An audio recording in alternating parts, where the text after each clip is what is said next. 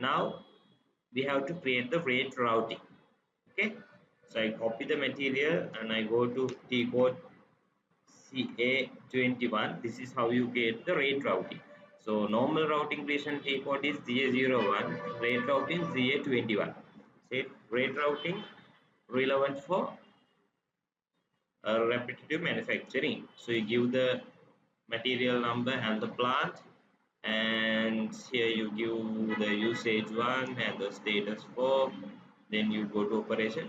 Rest of the things very similar with the normal routing creation transaction, CA01,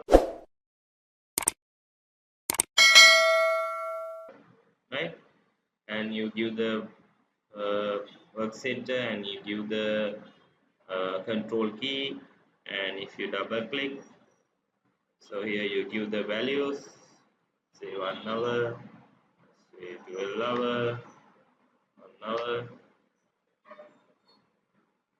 can increase the base quantity. Okay,